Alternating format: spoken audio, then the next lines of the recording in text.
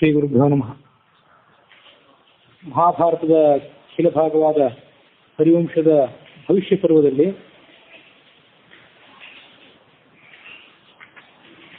(52ನೇ ಅಧ್ಯಾಯದಲ್ಲಿ ದೇವತೆಗಳು ಕೂಡ ಯುದ್ಧಕ್ಕೆ ಸಿದ್ಧರಾದಂತಹ ಭಾಗದ ವರ್ಣನೆ ಇದೆ. ವೈಶಂಪಾಯನರು ಕಥೆಯನ್ನು ಮುಂದುವರಿಸಿದರು. ಜನಮೇಜಯನೇ, ಇಲ್ಲಿಯವರೆಗೆ ನಾನು ದೈತ್ಯ ಸೈನ್ಯದ ವಿಸ್ತಾರವಾದ ವರ್ಣನೆಯನ್ನು ಮಾಡಿದರೆ, ಇನ್ನು ದೇವತೆಗಳ ಸೈನ್ಯದ ವರ್ಣನೆಯನ್ನು ಮಾಡ್ತೀನಿ, ಅದನ್ನು ಕೇಳಿ.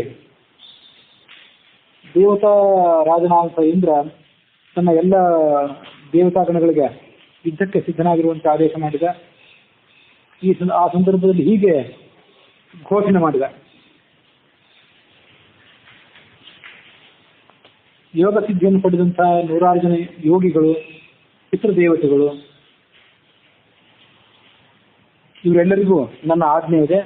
ಉಳಿದೆಲ್ಲ ದೇವತೆಗಳು ಕೂಡಲೇ ದೈತ್ಯರನ್ನ ವಿನಾಶಗೊಳಿಸುವ ಸಲುವಾಗಿ ಯುದ್ಧಕ್ಕೆ ಸನ್ನದ್ಧರಾಗಿ ಬನ್ನಿ. ಹೀಗೆ ದೇವೇಂದ್ರನ ಆಜ್ಞೆಯನ್ನು ಕೇಳಿದ ಕೂಡಲೇ ಅವರೆಲ್ಲರೂ ಕೂಡ ಯುದ್ಧಕ್ಕೆ ಸಿದ್ಧರಾದರು. ವಿಚಿತ್ರವಾದ ಕವಚಗಳನ್ನು ಧರಿಸಿದರು. ಕೆಲವರು ಆನೆಗಳ ಮೇಲೆ, ಕೆಲವರು ಕುದುರೆಗಳ ಮೇಲೆ, ಕೆಲವರು ಎತ್ತುಗಳ ಮೇಲೆ ಕುಳಿತು ಯುದ್ಧಕ್ಕೆ ಹೊರಟರು. ಇಂದ್ರ ಆ ಸಂದರ್ಭದಲ್ಲಿ ಒಂದು ರಥವನ್ನು ಏರಿ ಯುದ್ಧಕ್ಕೆ ಸನ್ನದ್ಧನಾದ. ಚಿನ್ನದ ವೈಜಯಂತಿ ಮಾಲೆಯನ್ನು ತನ್ನ ಕಂಠದಲ್ಲಿ ಧರಿಸಿದ್ದ. ಕೈಯಲ್ಲಿ ವಜ್ರಾಯುಧವನ್ನ ಝಳಪಿಸ್ತಾ ಇದ್ದ.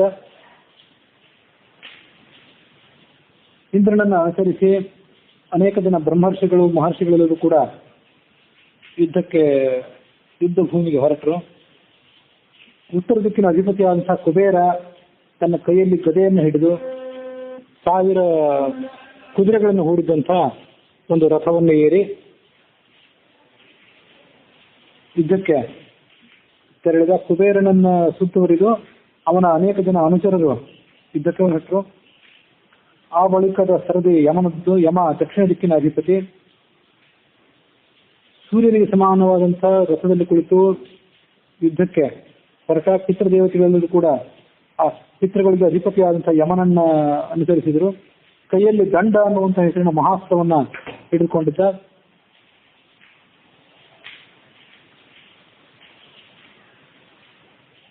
ಆ ಯಮನ ಜೊತೆಗೆ ಯಮನ ಕಿಂಕರರು ಅವರೆಲ್ಲ ಹೊರಟದ್ದಲ್ಲದೆ 106 ವ್ಯಾಧಿಗಳು, ದುಷ್ಟರನ್ನ ಪಾಪಿಷ್ಠರನ್ನ ಪೀಡಿಸುವಂತಹ 106 ವ್ಯಾಧಿಗಳು, ಅಂದ್ರೆ ರೋಗಗಳು, ಆದಿ ವ್ಯಾಧಿಗಳು. ಮಾನಸಿಕ ರೋಗಕ್ಕೆ ಆದಿ ಅಂತಾರೆ ಮತ್ತು ದೈಹಿಕ ರೋಗಗಳಿಗೆ ವ್ಯಾಧಿ ಅಂತಾರೆ.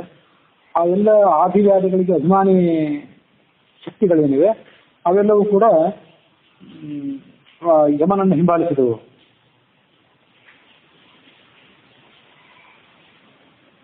ಅದಾದ ನಂತರ ಪಶ್ಚಿಮ ದಿಕ್ಕಿನ ಅಧಿಪತಿಯಾದಂತಹ ವರುಣ 3 ಹೆಡೆಗಳಿಂದ ಕೂಡಿದಂತಹ ಬೃಹದಾಕಾರದ ಸರ್ಪ, ಆ ಸರ್ಪಗಳನ್ನ ಹೂಡಿದಂತಹ ರಥದಲ್ಲಿ ಕುಳಿತುಕೊಂಡು ಯುದ್ಧಕ್ಕೆ ಹೊರಟ. ಈ ಎಲ್ಲ ದೇವತೆಗಳ ಕವಚಗಳನ್ನ ಸಾಕ್ಷಾತ್ ವಿಶ್ವಕರ್ಮನೇ ನಿರ್ಮಿಸಿದ್ದ. ಧಾತ, ಅರ್ಯಮ ಮೊದಲಾದಂತಹ ಆದಿತ್ಯರೆಲ್ಲರೂ ಕೂಡ, ದ್ವಾದಶ ಆದಿತ್ಯರೆಲ್ಲರೂ ಕೂಡ ಯುದ್ಧಕ್ಕೆ ಧಾವಿಸಿದರು.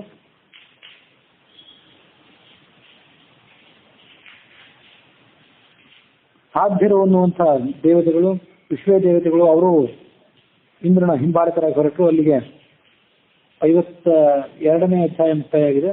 53ನೇ ಅಧ್ಯಾಯದಲ್ಲಿ ದೇವತೆಗಳಿಗೆ ಮತ್ತು ದೈತ್ಯರಿಗೆ ನಡೆದಂತಹ ದ್ವಂದ್ವ ಯುದ್ಧದ ವರ್ಣನೆ ಇದೆ. ವೈಶಂಪಾಯನದ ಕಥೆಯನ್ನು ಮುಂದುವರಿಸಿದರು. ದೇವತೆಗಳು ಮತ್ತು ರಾಕ್ಷಸರಿಬ್ಬರು ಕೂಡ ಪರಸ್ಪರರನ್ನ ನಿರ್ಮೂಲನ ಮಾಡಬೇಕು ಅನ್ನುವಂತಹ ಮಹಾ ಉತ್ಸಾಹದೊಂದಿಗೆ ಯುದ್ಧವನ್ನು ಮಾಡಿದರು. ಶಕ್ತಿ ಆಯುಧಗಳು, ವಜ್ರ ಅನ್ನುವಂತಹ ಆಯುಧಗಳನ್ನ, ಹೀಗೆ ನಾನಾ ರೀತಿಯಾದ ಆಯುಧಗಳನ್ನು ಪರಸ್ಪರ ಪ್ರಯೋಗ ಮಾಡಿಕೊಂಡ್ರು. ಮರುತ್ತುಗಳು ಅಂತ ಇದ್ದಾರೆ 49 ಜನ. ಅವರಲ್ಲಿ 5ನೇಯವನಾದಂತಹ ಮಹಾಬಲಿಷ್ಠನಾದಂತಹ ಸಾವಿತ್ರ ಅನ್ನುವವನಿಗೆ ಮತ್ತು ದಾನವರ ಮುಖ್ಯನಾದಂತಹ ಬಾಣಾಸುರನಿಗೆ ದ್ವಂದ್ವ ಯುದ್ಧ ಪ್ರಾರಂಭ ಆಯಿತು. ಬಲ ಅನ್ನುವಂಥ ರಾಕ್ಷಸ, ಆತ ದನಾಯುಷ ಅನ್ನುವ ರಾಕ್ಷಸ ಸ್ತ್ರೀಯ ಮಗ. ಅಷ್ಟವಸುಗಳ ಪೈಕಿ ಒಬ್ಬನಾದಂತಹ ಧ್ರುವ ಅನ್ನುವವನಿಗೂ ಆ ಬಲ ಅನ್ನುವವನಿಗೆ ಯುದ್ಧ ಪ್ರಾರಂಭ ಆಯಿತು. ನಮುಚಿ ಅನ್ನುವಂಥ ಒಬ್ಬ ರಾಕ್ಷಸ ಧರ ಅನ್ನುವ ಹೆಸರಿನ ಮತ್ತೊಬ್ಬ ವಸುವಿನ ಜೊತೆಗೆ ಯುದ್ಧ ಮಾಡಲಿಕ್ಕೆ ಪ್ರಾರಂಭ ಮಾಡಿದ. ದೇವತೆಗಳ ಶಿಲ್ಪಿಯಾದಂತಹ ತ್ವಷ್ಟೃ ಮತ್ತು ದಾನವರ ಶಿಲ್ಪಿಯಾದಂತಹ ಮಯ ಅವರಿಬ್ಬರು ಯುದ್ಧವನ್ನು ಮುಂದುವರೆಸಿದರು. ಪುರೋಮ ಅನ್ನುವಂಥ ಮಹಾದೈತ್ಯ ವಾಯುವಿನ ಜೊತೆಗೆ ಯುದ್ಧವನ್ನು ಪ್ರಾರಂಭ ಮಾಡಿದ. ಪೂಷ ಅನ್ನುವಂತಹ ದೇವತೆ ಜೊತೆಗೆ ಹಯಗ್ರೀವ ಅನ್ನುವಂಥ ರಾಕ್ಷಸ ಯುದ್ಧವನ್ನು ಮಾಡಿದ.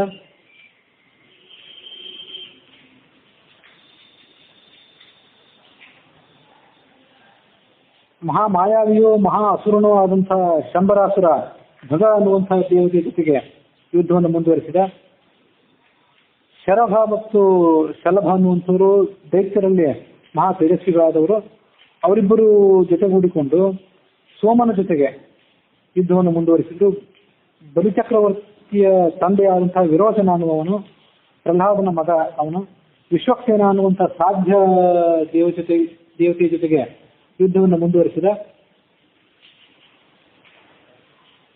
ಹಿರಣ್ಯಕಶಿಪುವಿನ ಮೊಮ್ಮಗನಾದಂತಹ ಕುಜಂಭ ಅನ್ನುವವನು ಪ್ರಾಸಾಯುಧವನ್ನು ಕೈಯಲ್ಲಿ ಹಿಡಿದಿದ್ದಂತಹ ಅಂಶ ಅನ್ನುವಂಥ ದೇವತೆಯ ಜೊತೆಗೆ ಯುದ್ಧವನ್ನು ಮಾಡಿದ.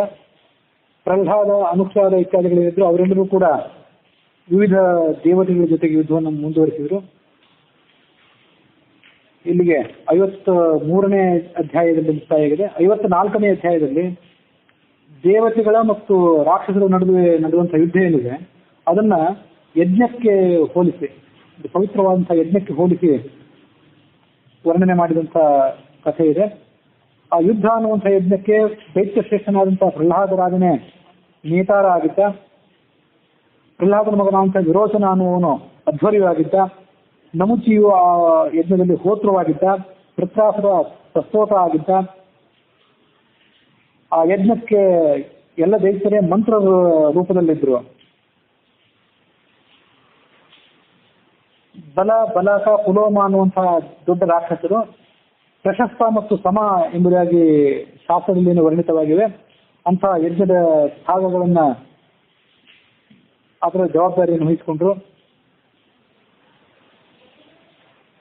ಸೋಮಕಲಶ, ಪುರೋಡಾಶ ಇತ್ಯಾದಿಗಳೆಲ್ಲವೂ ಕೂಡ ಯಜ್ಞದಲ್ಲಿ ಇರ್ತಾವಲ್ಲ, ಆ ಯಜ್ಞದ ಸ್ಥಾನಗಳನ್ನ ಬೇರೆ ಬೇರೆ ರೀತಿಯಾದಂತಹ ಧನಸ್ಸುಗಳು, ವಿವಿಧ ರೀತಿಯಾದಂತಹ ಆಯುಧಗಳು ಆ ಯಜ್ಞದ ಅಂಗದ ರೂಪದಲ್ಲಿದ್ದವು. ದೇವರಾಜನಾದಂತಹ ಇಂದ್ರನನ್ನ ದೈತ್ಯರಾಜನಾದಂತಹ ಬಲಿಯು ಯಾವಾಗ ಜಯಿಸ್ತಾನೋ ಆವಾಗ ಆ ಯಜ್ಞ ಪರಿಸಮಾಪ್ತ ಆಗ್ತದೆ. ಯಜ್ಞ ಪರಿಸಮಾಪ್ತ ಆಗಿ ಯಜ್ಞದ ಪರಿಸಮಾಪ್ತಿ ಅಂಗವಾದಂತಹ ಅವಭೃತ ಸ್ನಾನವು ಆವಾಗಲೇ ಆಗೋದಿದೆ. ಅದರಲ್ಲಿ ಯಾವುದೇ ಸಂಶಯವಿಲ್ಲ. ನಾನಾ ರೀತಿಯಾದಂತಹ ಆಯುಧಗಳನ್ನು ಹಿಡಿದುಕೊಂಡು ನಾನಾ ರೀತಿಯಾದಂತಹ ಕವಚಗಳನ್ನ ತಮ್ಮ ಶರೀರಕ್ಕೆ ತೊಟ್ಟುಕೊಂಡು ಆ ರಾಕ್ಷಸರೆಲ್ಲರೂ ಕೂಡ ದೇವತೆಗಳನ್ನ ಧ್ವಂಸ ಮಾಡಿದ್ರು. ಅಷ್ಟವಸುಗಳು ಮತ್ತು ರಾಕ್ಷಸರ ಒಂದು ಗುಂಪಿನ ಜೊತೆಗೆ ಭಯಂಕರವಾದಂತಹ ಯುದ್ಧ ಮುಂದುವರಿಯಿತು. ದುರಭಿಮಾನಿಯಾದಂತಹ ದಾನವ ಶಿರೋಭಿಮನಿಯಾದಂತಹ ಒಬ್ಬ ಪುಲೋಮ ಅನ್ನುವವನು ಶ್ವೇತ ಅಶ್ವದಲ್ಲಿ ಬಿಳಿ ಕುದುರೆಯಲ್ಲಿ ಕುಳಿತುಕೊಂಡಂತಹ ವಾಯುವಿನ ಜೊತೆಗೆ ಕುಳಿತುಕೊಂಡು ಯುದ್ಧ ಮಾಡಿದ. ಪುಲೋಮನ ವೇಗವನ್ನ ಸಹಿಸಲಾದಂತಹ ವಾಯು ತನ್ನ ಸಾಧಾರಣವಾದಂತಹ ಯುದ್ಧ ನೀತಿಯನ್ನ ಬಿಟ್ಟುಕೊಟ್ಟು ಉತ್ತಮವಾದಂತಹ ವೇಗವನ್ನ ತಾನು ಆಶ್ರಯಿಸಿ ಆ ಪುಲೋಮನ ಸೈನ್ಯವನ್ನೆಲ್ಲ ಧ್ವಂಸ ಮಾಡಿದ. ಆ ಪುಲೋಮನ ಜೊತೆಗೆ ಸಪ್ತ ಪೌಲೋಮರು ಅಂತಿದ್ರು, 7 ಜನ ಅವರು. ಆ 7 ಜನ ಪೌಲೋಮ ಅನ್ನುವಂತಹ ಮಹಾರಥರು ಅವರೆಲ್ಲರೂ ಕೂಡ ಈ ವಾಯುವಿನ ಶಸ್ತ್ರಪ್ರಹಾರಗಳಿಂದ ಯುದ್ಧದಲ್ಲಿ ಮರಣವನ್ನು ಪಡ್ಕೊಂಡ್ರು. ರಕ್ತದ ನದಿಯೊಂದು ಆ ಸಂದರ್ಭದಲ್ಲಿ ಹರಿಯಿತು ಆ 7 ಜನ ಪೌಲೋಮ ರಾಕ್ಷಸರ ವಧೆಯಿಂದ. ಅವರ ಹಿಂಬಾಲಕರಾದಂತಹ 800 ಜನ ಪೌಲೋಮ ಅನ್ನುವಂಥ ದೈತ್ಯರಿದ್ರು. ಅವರೆಲ್ಲರನ್ನು ಸಂಹಾರ ಮಾಡಿ ವಾಯುರಥ ಅನ್ನುವಂಥ ಒಂದು ಮಾರ್ಗವನ್ನು ಸೃಷ್ಟಿ ಮಾಡಿದ. ದೈತ್ಯರ ವಿಶಾಲವಾದಂತಹ ಸೈನ್ಯದಲ್ಲಿ ಮುಂದುವರಿಯಲಿಕ್ಕಾಗಿ ವಾಯುರಥ ಅನ್ನುವಂಥ ಮಾರ್ಗವನ್ನು ಸೃಷ್ಟಿ ಮಾಡಿದ. ಇವತ್ತಿಗೂ ಆ ಮಾರ್ಗವನ್ನ ನೋಡಬಹುದು. ಸ್ವರ್ಗಲೋಕದಲ್ಲಿ ಸಿದ್ಧ ಪುರುಷರಾದವರು ಆ ವಾಯುರಥ ಅನ್ನುವಂಥ ಮಾರ್ಗವನ್ನು ಇವತ್ತು ಕೂಡ ನೋಡ್ತಾರೆ. ಹಯಗ್ರೀವ ಅನ್ನುವಂಥ ಹೆಸರಿನ ಮಹಾರಥ ಪೂಷ ಅನ್ನುವಂಥ ದೇವತೆಯನ್ನು ಅವನು ಎದುರಿಸಿದ.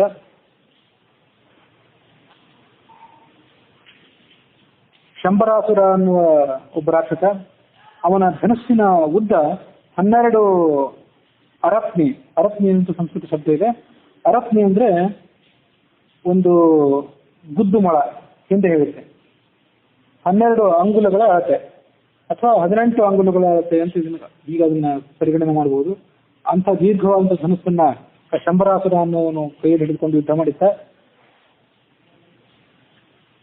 ಸಾಮಾನ್ಯವಾದಂತಹ ಯುದ್ಧದಿಂದ ದೇವತೆಗಳನ್ನು ಗೆಲ್ಲುವುದು ಅಸಾಧ್ಯ ಅಂತ ತಿಳಿದಂತಹ ಮಾಯಾವಿಯಾದ ಶಂಬರಾಸುರ ಮಾಯಾ ಯುದ್ಧವನ್ನ ಪ್ರಾರಂಭ ಮಾಡಿದ.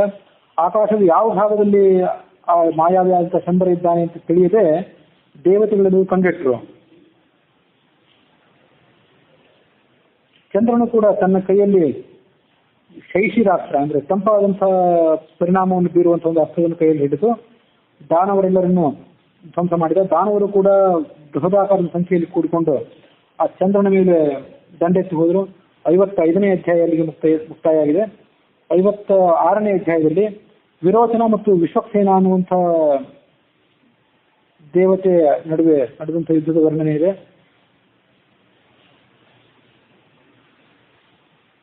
ದಾನವ ಶಿರೋಮಣಿಯಾದಂತಹ ವಿರೋಚನ ತನ್ನ ಧನುಸ್ಸಿನಿಂದ 7 ಬಾಣಗಳನ್ನ ಒಂದೇ ಕ್ಷಣದಲ್ಲಿ ಪ್ರಯೋಗ ಮಾಡಿ ವಿಶ್ವಕ್ಸೇನ ಅನ್ನುವಂಥ ಆ ದೇವತೆಯನ್ನ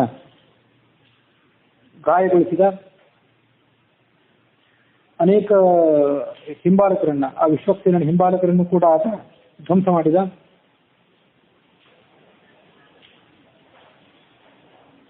ವಿರೋಚನನ ಪರಾಕ್ರಮವನ್ನು ನೋಡಿ ಕೇವಲ ದೇವ ಸೈನಿಕರಷ್ಟೇ ಅಲ್ಲ, ದೈತ್ಯ ಸೈನಿಕರು ಕೂಡ ತಮ್ಮ ಅಧಿಪತಿಯಾದಂತಹ ವಿರೋಚನ ಪರಾಕ್ರಮವನ್ನು ನೋಡಿ ಪ್ರಶಂಸೆ ಮಾಡಿದರು. ಕುಜಂಭ ಅನ್ನುವಂಥ ರಾಕ್ಷಸ ತನ್ನ ಎದುರಾಳಿಯಾಗಿ ಬರ್ತಿದ್ದಂಥ ಅಂಶ ಅನ್ನುವ ದೇವತೆ ಆನೆ ಮೇಲೆ ಬರ್ತಿದ್ದ. ಅವನು ಆ ಕ್ರುದ್ಧನಾದಂತಹ ಆ ಕುಜಂಭ ರಾಕ್ಷಸ ಅಂಶನ ಮೇಲೆ ಒಂದು ಬಾಣ ಪ್ರಯೋಗ ಮಾಡಿದ. ಅದರಿಂದ ಭಯಭೀತನಾದಂತಹ ಅಂಶ ಅಲ್ಲಿಂದ ಯುದ್ಧ ಭೂಮಿಯನ್ನೇ ಬಿಟ್ಟು ಹೊರಟು ಹೋಗಿಬಿಟ್ಟ. ಅನೇಕ ಆನೆಗಳ ಹಿಂಡುಗಳನ್ನು ಧ್ವಂಸ ಮಾಡಿ ರಕ್ತದಿಂದ ತೊಯ್ದಂತಹ ಗದೆಯನ್ನ ಕೈಯಲ್ಲಿ ಸ್ವೀಕಾರ ಮಾಡಿ ಆತ ಯುದ್ಧ ಭೂಮಿಯಲ್ಲಿ ಹೋಗ್ತಿದ್ರೆ ಸಾಕ್ಷಾತ್ ಯಮನನ್ನು ನೋಡಿದಂತೆ ಆಗ್ತಿತ್ತು. ಅಲ್ಲಿಗೆ 56ನೇ ಅಧ್ಯಾಯ ಮುಕ್ತಾಯ ಆಗಿದೆ. 57ರಲ್ಲಿ ಕುಜಂಭ ಅಸಿಲೋಮ ಅನ್ನುವಂಥ ಇಬ್ಬರು ದೈತ್ಯರು ಮತ್ತು ವೃತ್ರಾಸುರ ಅನ್ನುವಂಥ ರಾಕ್ಷಸ ಅವರಿಬ್ಬರ ಪರಾಕ್ರಮದ ವರ್ಣನೆ ಇದೆ.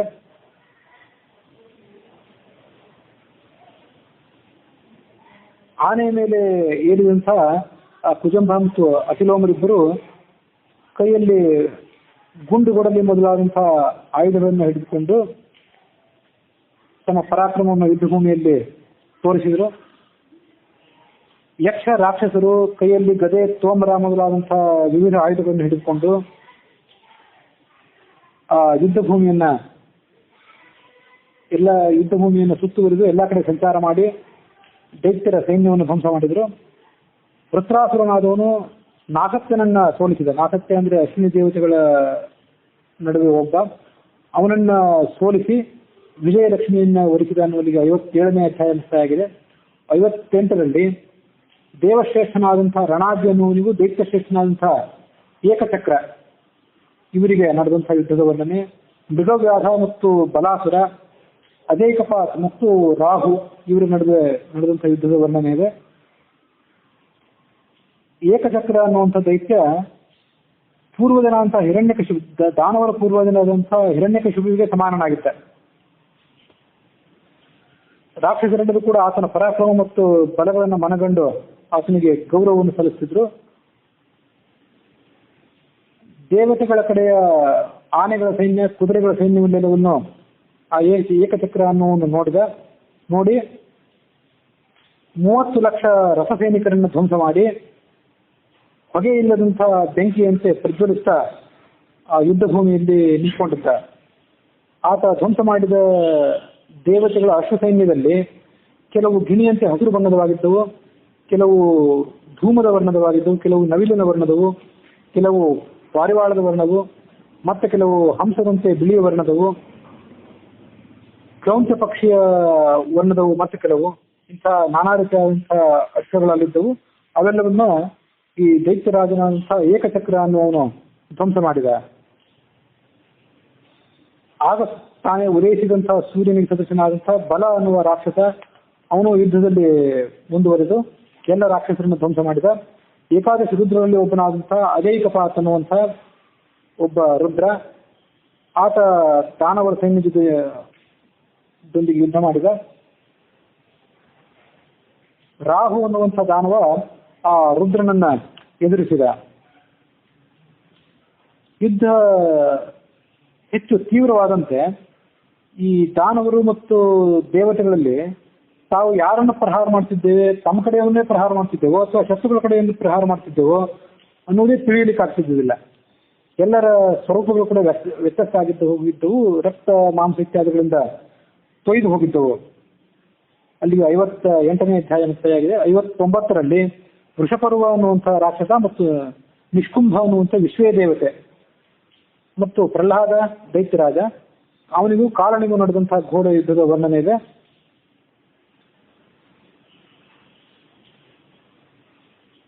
ತನ್ನ ಸಾರಥಿಗೆ ಈ ಮುಂದಿನಂತೆ ಹೇಳಿದ ವೃಷಪರ್ವ, ದೇವತೆಗಳು ಒಗ್ಗೂಡಿಕೊಂಡು ಸಮರಾಂಗಣದಲ್ಲಿ ನಮ್ಮ ಕಡೆ ಸೈನಿಕರನ್ನು ಧ್ವಂಸ ಮಾಡ್ತಿದ್ದಾರೆ, ಹಾಗಾಗಿ ಕೂಡಲೇ ನನ್ನ ರಥವನ್ನು ಅಲ್ಲಿಗೆ ತೆಗೆದುಕೊಂಡು ಹೋಗು.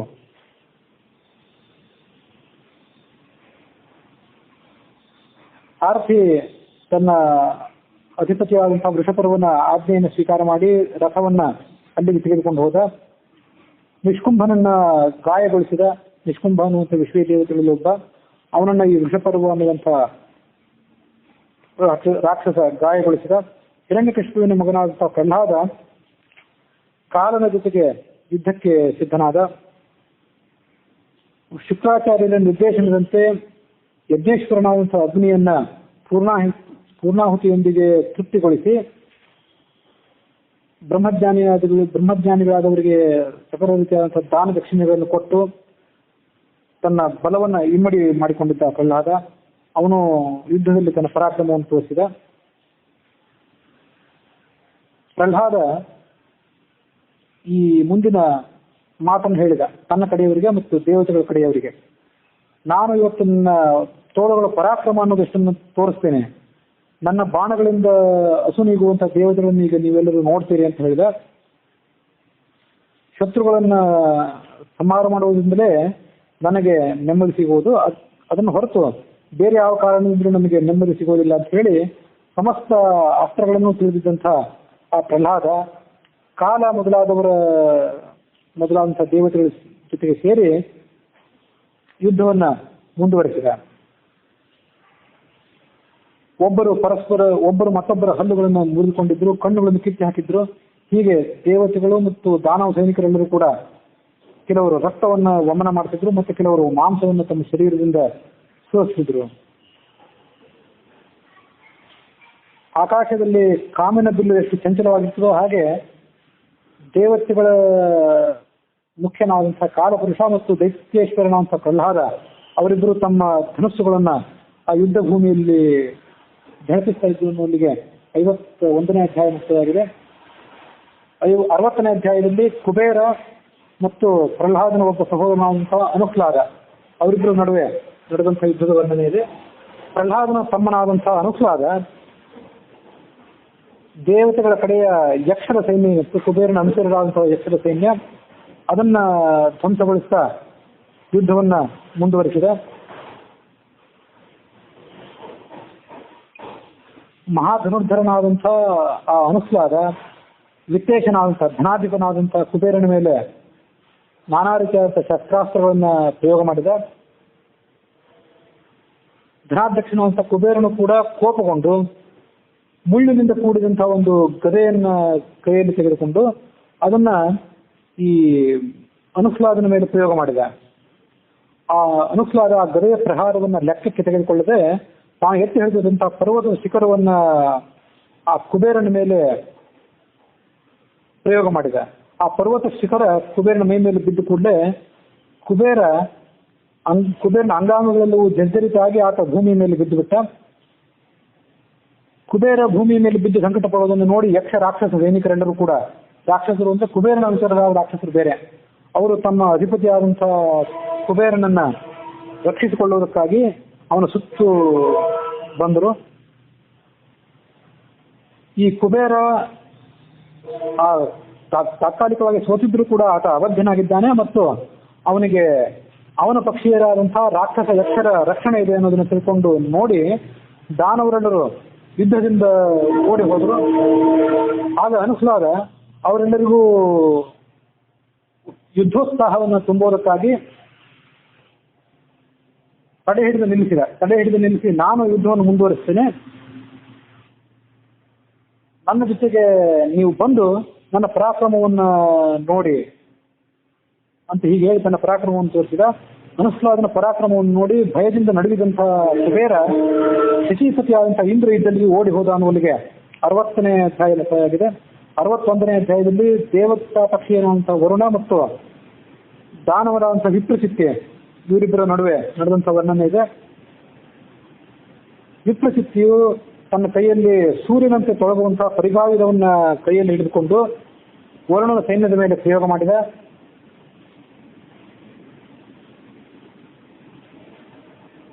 ಆ ಪರಿಭಾವಿದ ಸೈನಿಕರ ಶರೀರಗಳನ್ನ ಹೊಕ್ಕು ಅವರ ಶರೀರಗಳನ್ನ ಚೂರು ಚೂರು ಮಾಡಿತು. ತನ್ನ ಕಡೆ ಸೈನಿಕರೆಲ್ಲ ಹೆದರಿ ಓಡಿ ಹೋಗಿದ್ದನ್ನು ನೋಡಿ ವರುಣ ಅವರಿಗೆಲ್ಲ ಯುದ್ಧೋತ್ಸಾಹವನ್ನು ತುಂಬಿದ. ಈ ಮಹಾರಾಕ್ಷಸರಂತ ವಿಪ್ರಚಿತ್ತಿಯನ್ನು ನಾನು ಸಂಹಾರ ಮಾಡ್ತೀನಿ, ನೀವು ಅವನಿಗೆ ಭಯ ಪಡಬೇಡಿ ಅಂತ ಹೇಳಿದ. ವರುಣ ದೇವನ ಮಾತನ್ನು ಕೇಳಿ ಸಾಗರದಲ್ಲಿ ನಿವಾಸಿಗಳಾದಂತಹ ದೊಡ್ಡ ದೊಡ್ಡ ಸರ್ಪಗಳೆಲ್ಲವೂ ಕೂಡ ವರುಣನ ಸಹಾಯಕ್ಕಾಗಿ ಬಂದವು. ಅವು ದೈತ್ಯರನ್ನು ಸಂಹಾರ ಮಾಡಲಿಕ್ಕೆ ಪ್ರಾರಂಭ ಮಾಡಿದವು. ವಿಪ್ರಚಿತ್ತಿ ಕೋಪಗೊಂಡು ಆ ಸರ್ಪಗಳನ್ನೆಲ್ಲದಿಂದ ಹಸುಕಿ ಹಾಕಲಿಕ್ಕೆ ಪ್ರಾರಂಭ ಮಾಡಿದ. ಮತ್ತು ಆ ಸರ್ಪಗಳ ಪ್ರಭಾವವನ್ನು ತಗ್ಗಿಸುವುದಕ್ಕಾಗಿ ಗರುಡಾಸ್ತ್ರವನ್ನು ಪ್ರಯೋಗ ಮಾಡಿದ. ಆ ಗರುಡಾಸ್ತ್ರದ ಪ್ರಭಾವದಿಂದ ವಿಪ್ರಚಿತ್ತಿ ಪ್ರಯೋಗ ಮಾಡಿದಂತಹ ಗರುಡಾಸ್ತ್ರದ ಪ್ರಭಾವದಿಂದ ಆ ಸರ್ಪಗಳೆಲ್ಲವೂ ಕೂಡ ಓಡಿ ಹೋದವು, ಕೆಲವು ಗಾಯಗೊಂಡವು, ಕೆಲವು ಮರಣ ಹೊಂದಿದವು. ವರುಣನ ಸೈನಿಕರನ್ನ ನಾನಾ ರೀತಿಯಾದಂತಹ ಆಯುಧ ಹಿಡಿದು ಬರ್ತಿದ್ದಂಥ ಸೈನಿಕರನ್ನ ಈ ವಿಪ್ರಚಿತ್ತಿ ನಾಶ ಮಾಡಿದ. ವರುಣ ವಿಪ್ರಚಿತ್ತಿಯ ಪರಾಕ್ರಮವನ್ನು ಸಹಿಸದೆ ಓಡಿ ಹೋಗಿ ದೇವತಾರಾಜನಂತಹ ಮಹೇಂದ್ರನನ್ನು ಶರಣ ಹೊಂದಿದ ಅನ್ನುವಲ್ಲಿಗೆ 61ನೇ ಅಧ್ಯಾಯ ಮುಕ್ತಾಯವಾಗಿದೆ. 62ನೇ ಅಧ್ಯಾಯದಲ್ಲಿ ಅಗ್ನಿಯು ದೈತ್ಯರನ್ನು ಸೋಲಿಸಿದಂತಹ ಮತ್ತು ಬೃಹಸ್ಪತಿಯು ಮಾಡಿದಂತಹ ಅಗ್ನಿಯ ಸ್ತೋತ್ರದ ವರ್ಣನೆ ಇದೆ. ಸ್ವಯಂ ಪ್ರಭಳಾದಂತಹ ಶಾಂಡಿಲ್ಯ ಅನ್ನುವಳ ಪುತ್ರನಾದಂತಹ ನಾವು ಮಾಡಿದಂಥ ಯಜ್ಞದ ಭಾಗವನ್ನು ದೇವತೆಗಳಿಗೆ ಒಯ್ದು ಮುಟ್ಟಿಸುವ ಜವಾಬ್ದಾರಿ ಉಳ್ಳಂತಹ ಅಗ್ನಿ ತಾನು ತನ್ನ ಪರಾಕ್ರಮವನ್ನು ತೋರಿಸೋದಕ್ಕಾಗಿ ಯುದ್ಧ ಭೂಮಿಗೆ ಬಂದು ತನ್ನ ಜ್ವಾಲೆಗಳಿಂದ ಲಕ್ಷ ಲಕ್ಷ ದಾನವರನ್ನ ದಹನ ಮಾಡಲಿಕ್ಕೆ ಪ್ರಾರಂಭ ಮಾಡಿದ.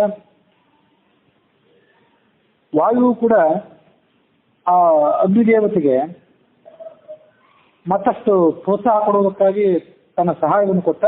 ಅಂದ್ರೆ ವಾಯು ಬೀಸಿದಾಗ ಅಗ್ನಿ ಮತ್ತಷ್ಟು ಜ್ವಾಲೆಗಳನ್ನು ಹೆಚ್ಚು ಮಾಡ್ಕೋತದೆ. ಹೀಗೆ ಹೆಚ್ಚು ಮಾಡಿಕೊಂಡು ಆ ಅಗ್ನಿ ಮತ್ತು ವಾಯು ಇಬ್ಬರು ಕೂಡಿ ದಾನವರ ಸೈನ್ಯವನ್ನು ಧ್ವಂಸ ಮಾಡಲಿಕ್ಕೆ ಪ್ರಾರಂಭ ಮಾಡಿದರು.